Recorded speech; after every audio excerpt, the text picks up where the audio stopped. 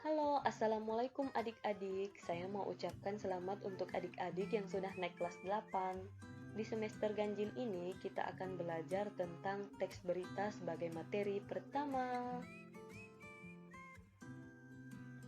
Pada kesempatan ini, kita akan membahas tentang kompetensi dasar 3.1, mengidentifikasi unsur-unsur teks berita, membanggakan dan memotivasi yang dibaca dan didengar. Dan kita juga akan membahas kompetensi dasar 4.1, menyimpulkan isi dari berita, membanggakan dan memotivasi yang dibaca dan didengar. Tujuan pembelajaran kita, setelah mempelajari materi ini, peserta didik diharapkan mampu: yang pertama, menjelaskan pengertian berita.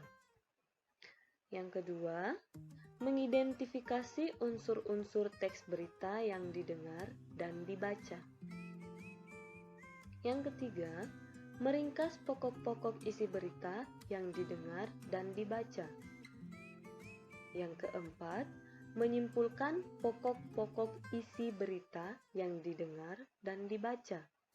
Dan yang kelima, memberikan tanggapan berdasarkan berita yang didengar dan dibaca.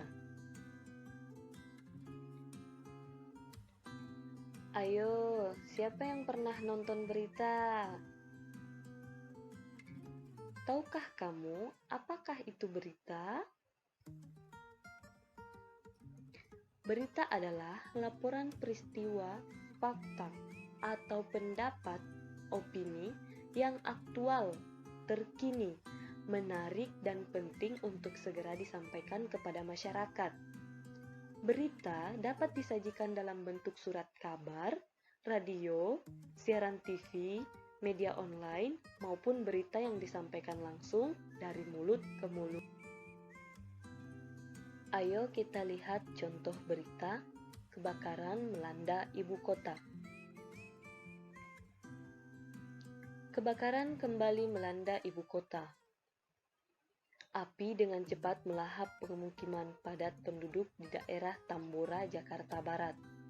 Peristiwa tersebut terjadi ketika warga sedang melaksanakan sholat tarawih Rabu 20 Mei. Turman, Ketua RW 11 mengatakan, saat peristiwa terjadi, semua warga tengah melaksanakan sholat tarawih di masjid. Api dengan cepat menyebar ke rumah warga yang lain, sehingga banyak warga yang tidak sempat menyelamatkan harta benda mereka. Kebakaran diduga disebabkan adanya hubungan arus pendek dari salah satu rumah warga. Petugas pemadam kebakaran mengalami kesulitan untuk menjinakkan si jago merah karena lokasi kebakaran sulit dijangkau petugas. Api baru bisa dipadamkan 3 jam kemudian. Tidak ada korban jiwa dalam peristiwa ini, namun kerugian diperkirakan mencapai ratusan juta rupiah.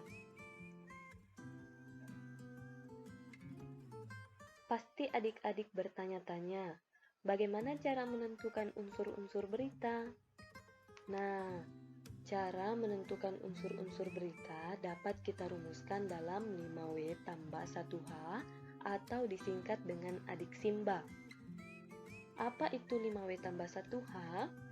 5W tambah 1H ini singkatan dari what atau apa, who siapa, where di mana, when kapan, why mengapa, how bagaimana.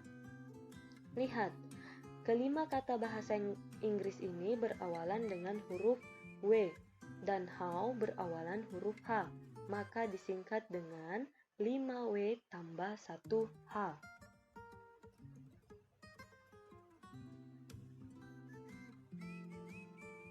5W tambah 1H ini menjadi rumus yang membantu adik-adik dalam mencari unsur-unsur berita. Lihat contoh menentukan unsur-unsur berita kebakaran melanda ibu kota. Pertanyaan pertama, what atau apa? Peristiwa apa yang terjadi? Jawabannya kebakaran. Yang kedua, who atau siapa? Siapa yang mengalami peristiwa itu? Jawabannya, warga RW 11 Tambora. Pertanyaan ketiga, where atau di mana? Di mana peristiwa itu terjadi? Jawabannya di Tambora, Jakarta Barat. Pertanyaan keempat, when atau kapan? Kapan peristiwa itu terjadi? Jawabannya Rabu 20 Mei 2020. Pertanyaan kelima, why atau mengapa? Mengapa peristiwa itu terjadi? Jawabannya adanya hubungan arus pendek dari salah satu rumah warga. Pertanyaan keenam, how atau bagaimana? Bagaimana proses terjadinya peristiwa? Jawabannya, ketika warga sedang sholat tarawih, terjadi korsleting dan api dengan cepat menyebar ke rumah warga yang lain. Muncul lagi pertanyaan baru. Kalau beritanya diringkas bagaimana, Bu? Nah, meringkas berita disusun berdasarkan unsur-unsur pokoknya dengan mengajukan 6 pertanyaan tadi: apa, siapa, kapan, di mana, mengapa, dan bagaimana. Keenam kata tanya itulah yang dapat memandu kita dalam menemukan unsur-unsur berita tersebut. Pentingnya mengetahui unsur-unsur berita itu akan memudahkan saat meringkas.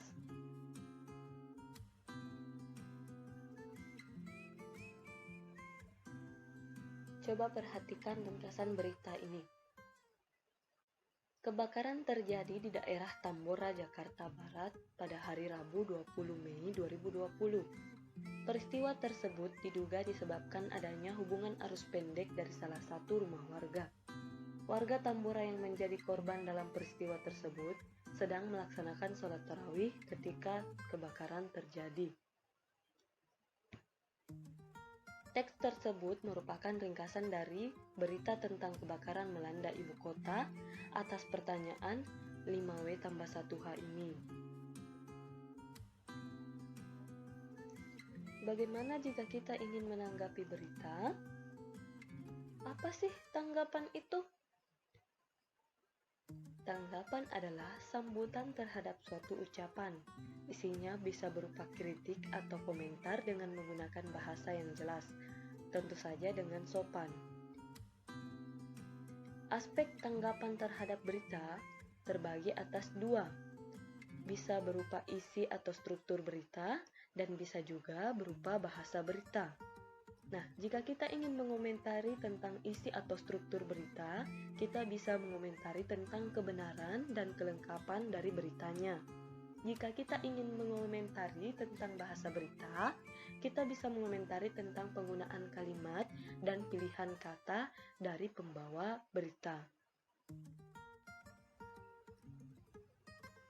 Ayo lihat contoh Anung dan temannya menanggapi berita yang dilihat di TV.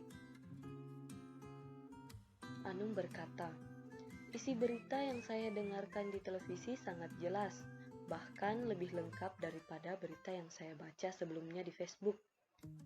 Nah, temannya juga berkata, bahasa yang digunakan pembawa beritanya cukup jelas, sehingga pendengar berita mudah untuk memahami informasi yang disampaikan.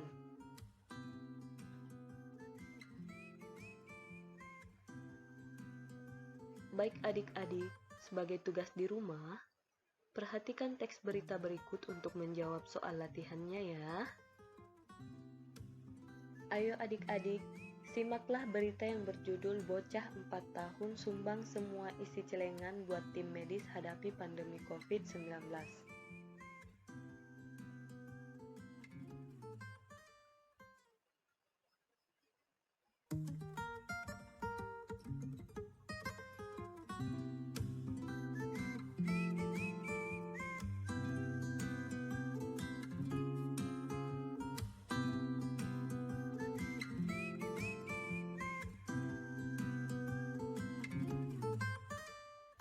Nah, soalnya adalah, cermatilah teks berita yang berjudul Bocah 4 tahun sumbang semua isi celengan buat tim medis hadapi pandemi COVID-19.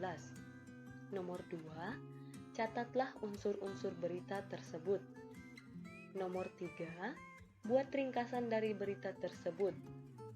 Nomor 4, Tulislah tanggapanmu berkenaan dengan informasi tersebut, baik dari aspek isi maupun penggunaan bahasanya.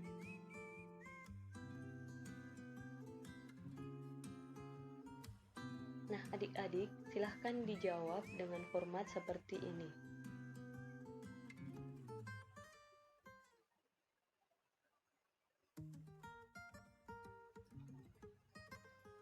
Terima kasih.